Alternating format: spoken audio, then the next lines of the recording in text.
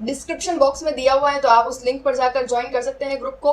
Video को start करते हैं। आज का हमारे क्वेश्चंस कहाँ से स्टार्ट होने वाले हैं? 50 नंबर तक हमने कर लिए थे, अब 51 से स्टार्ट करते हैं हम question number.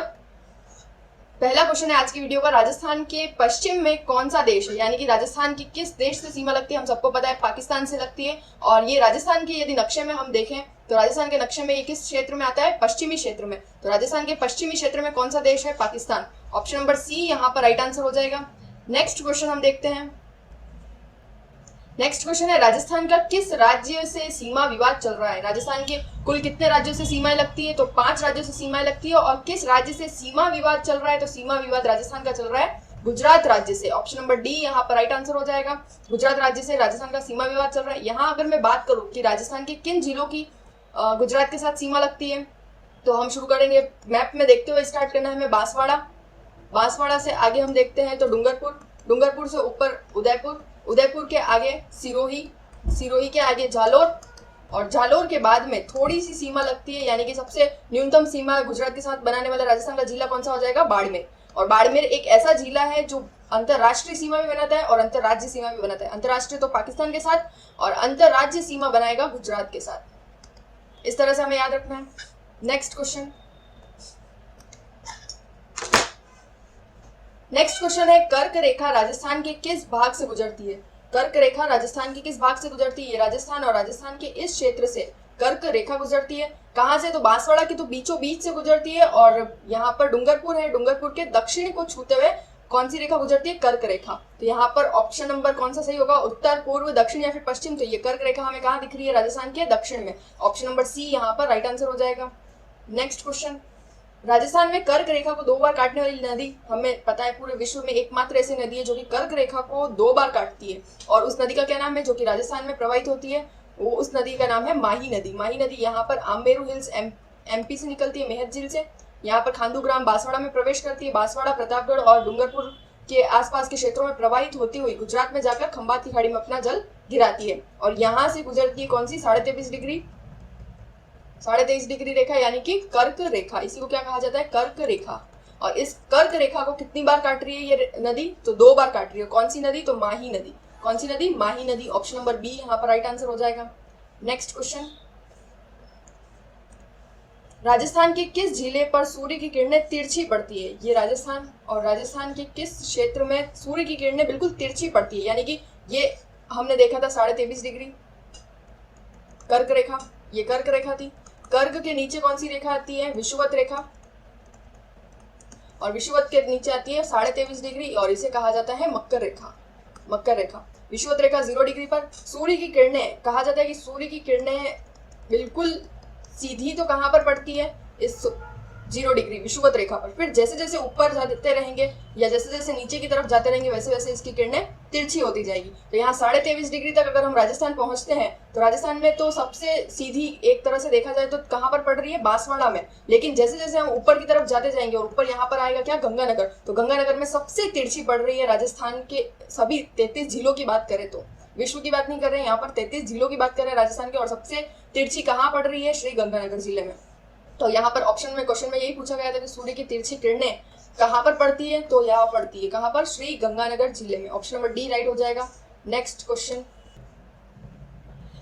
Question number 56, Rajasthan का अक्षांशीय विस्तार है। राजस्थान का अक्षांशीय विस्तार कितना है? हम सबको पता है 23 डिग्री 3 मिनट से लेकर 30 डिग्री 12 मिनट तक। अब यहाँ पर इस एन को ध्यान में रखना है, यानी कि एन का मतलब है नॉर्थ, और हिंदी में क्या बोलेंगे? उत्तरी अक्षांश। तो राजस्थान के जो अक्षांश है वो उत्तर से लेकर उत्तर तक ही है, यानी कि दोनों जगह उत्तर आना चाहिए। हमें अच्छे से पता होना चाहिए। दोनों तरफ दिशाएं क्या आएगी? उत्तर, यानी कि उत्तर अक्षांश राजस्थान को कवर करता है। कई बार क्वेश्चन को कंफ्यूज करने के लिए एक तरफ उत्तर और दक्षिण दे देते हैं। कई बार स्टूडेंट इतने इजी क्वेश्चन को भी गलत कर देते हैं कंफ्यूज होकर। तो यहाँ पर हमें ध्यान रखना है क्या होगा? दोनों तरफ उत्तर होगा। और अक्षांश देखे तो कहां से कहां तक? 23 डिग्री 3 मिनट से 30 डिग्री 12 मिनट तक। ऑप्शन नंबर ए यहाँ पर राइट आंसर हो जाएगा। नेक्स्ट क्वेश्चन की ओर बढ़ते हैं। 57, राजस्थान का देशांतरी विस्तार क्या है? राजस्थान का देशांतरी विस्तार कितना है? तो राजस्थान का देशांतरी विस्तार है 69 डिग्री 30 मिनट से लेकर 78 डिग्री 17 मिनट तक, यानी कि और दोनों ही तरफ दिशाएं कौन सी होगी?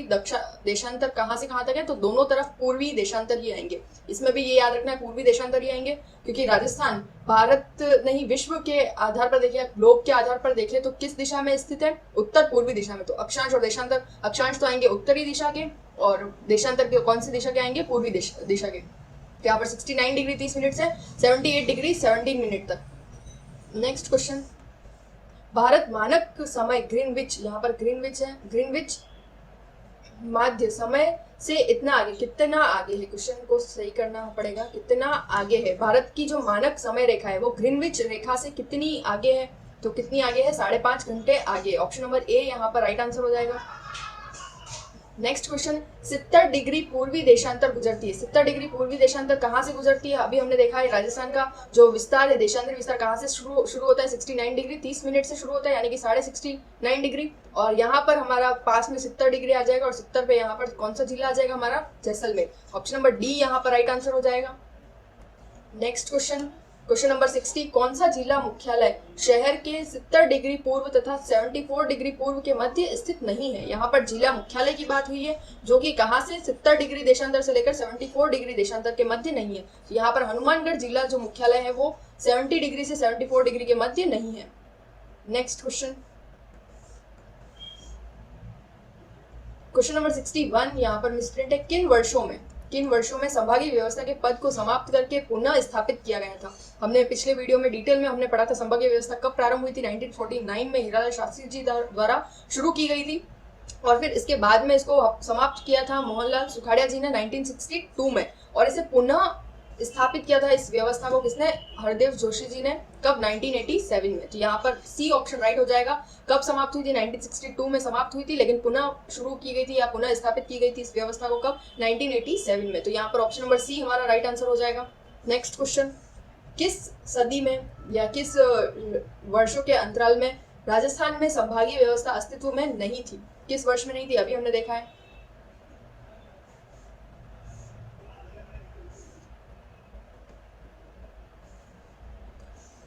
किस सदी में या किस वर्षों में राजस्थान की संभागीय व्यवस्था अस्तित्व में नहीं थी, तो किस वर्षों में नहीं थी, अभी हमने देखा है 1962 से लेकर 1987 के बीच में संभागीय व्यवस्था को राजस्थान में समाप्त कर दिया गया था। ऑप्शन नंबर ए यहाँ पर राइट आंसर हो जाएगा। अब आप सोच सकते हैं कि एक ही पॉइंट से या कुछ 2-3 डेटा को याद रखकर ये कितने टाइप के क्वेश्चंस बन सकते हैं।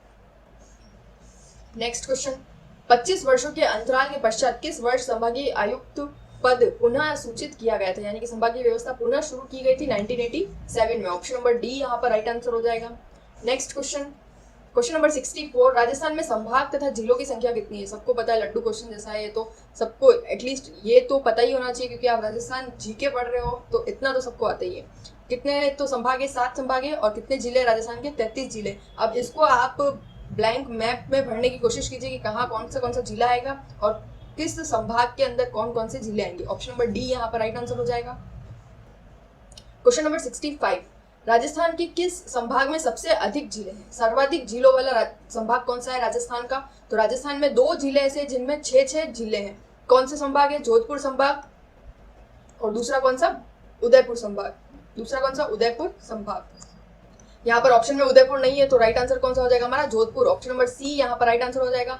अगर ऑप्शन में जोधपुर उदयपुर दोनों एक ही ऑप्शन में, अगर यहाँ पर सी में लिखा होता है जोधपुर और उदयपुर, तो भी सी ऑप्शन सही होता। दोनों ही एक साथ में नहीं आएंगे, क्योंकि सबसे अधिक जिले 2 जिलों में, राजस्थान में 6 जिले। जैसलमेर, इसकी हमने ट्रिक देखी थी, कौन सी, जेसीपा बजाजू, जेसीपा बजाजू। जैसे जैसलमेर, सी से सिरोही, पा से पाली, ब से बाड़मेर, झा से जालौर, और जो से जोधपुर। ये 6 जिले हो गए जोधपुर संभाग के। उदयपुर संभाग के कौन से जिले थे, उपराची डूबा, उपराची डूबा, उ से उदयपुर, प्र से प्रतापगढ़, रा से राजसमंद, ची से चित्तौड़गढ़, डू से डूंगरपुर, और बा से बांसवाड़ा। तो ये हो गए उदयपुर संभाग के 6 जिले। तो यहाँ पर राइट आंसर कौन सा हो जाएगा, जोधपुर संभाग। अगर उदयपुर होता ऑप्शन में तो वो उदयपुर आंसर हो जाता। नेक्स्ट क्वेश्चन है, भरतपुर संभाग में कुल कितने जिले हैं। भरतपुर संभाग में कितने जिले हैं। बीएससी हम कहाँ से करेंगे, धौलपुर से करेंगे। बीएससी कहाँ से करेंगे, धौलपुर से करेंगे। बी से भरतपुर, एस से सवाई माधोपुर, सी से करौली, और धौलपुर से धौलपुर। यानी कि कितने जिले हो गए, 4 जिले। ऑप्शन नंबर ए यहाँ पर हमारा राइट आंसर हो जाएगा। Next question, question number 65, Rajasthan के संभागों का वह समूह जिसका क्षेत्रफल 50,000 वर्ग किलोमीटर से भी ज्यादा है। कौन से संभाग है राजस्थान के, ऐसे संभाग जिनका 50,000 किलोमीटर से भी ज्यादा है। तो 50,000 किलोमीटर स्क्वायर से भी ज्यादा क्षेत्रफल वाले संभाग है जोधपुर और बीकानेर। हमारे मरुस्थल के 2 संभाग है, जोधपुर और बीकानेर, क्योंकि मरुस्थल का जो क्षेत्र है वो काफी विस्तृत है राजस्थान का। तो यहाँ पर जोधपुर और बीकानेर राइट आंसर हो जाएगा, जिनका क्षेत्रफल, अगर इन संभाग का क्षेत्रफल मिला दिया जाए तो 50,000 किलोमीटर स्क्वायर से भी ज्यादा होगा। नेक्स्ट क्वेश्चन, किन दो संभागों का क्षेत्रफल लगभग समान है? किन दो संभागों का क्षेत्रफल लगभग समान है? उदयपुर और अजमेर का। जब आप मैप देखोगे तो इन दो संभागों का क्षेत्रफल लगभग आपको समान दिखेगा, बराबर समान क्षेत्रफल वाले जिले इन दोनों संभाग में शामिल है। नेक्स्ट क्वेश्चन नंबर 69, राजस्थान की संभागीय व्यवस्था के बारे में कौन सा कथन असत्य है? ऑप्शन नंबर ए है हमारा, भरतपुर संभाग राजस्थान के कुल क्षेत्रफल का 5.2% है। ये बिल्कुल सही है, डेटा फैक्चुअल चीज है, ये याद होनी चाहिए। और जितनी बार आप इस तरह के फैक्चुअल या डेटा बेस्ड क्वेश्चन करेंगे आपकी बार बार प्रैक्टिस होती जाएगी और कमांड हो जाएगी इस तरह के क्वेश्चन में। अजमेर संभाग में 4 जिले हैं, यह केंद्रीय स्थिति वाला संभाग है। बिल्कुल सही आंसर है, ये स्टेटमेंट बिल्कुल सही है। 4 जिले कौन से हैं जल्दी से कमेंट बॉक्स में बताइए आप। और ऑप्शन नंबर सी हमारा, राजस्थान में 4 जिले वाले संभागों की संख्या 4 है। कौन कौन से संभाग है जिन संभागों में जिले कितने हैं? 4। एक तो बीकानेर संभाग, बिग चूहा, और बिग चूहा मतलब बी से बीकानेर, घ से गंगानगर, चू से चूरू और ह से हनुमानगढ़। फिर उसके बाद में हम देखते हैं अजमेर संभाग, जिसका मैंने बोला है आपको, कमेंट बॉक्स में जल्दी से बताइए कौन कौन से जिले आएंगे अजमेर संभाग में। तीसरा है कोटा संभाग, कोटा में कोटा, बूंदी, बारां और झालावाड़। और अभी हमने देखा है भरतपुर संभाग, जिसमें हमने देखा था बीएससी हम कहाँ से करेंगे? धौलपुर से। बी से भरतपुर, एस से सवाई माधोपुर, सी से करौली और धौलपुर से धौलपुर। नेक्स्ट है यहाँ पर राजस्थान होगा। राजस्थान में किसी भी संभाग का क्षेत्रफल 1 लाख किलोमीटर स्क्वायर से ज्यादा नहीं है।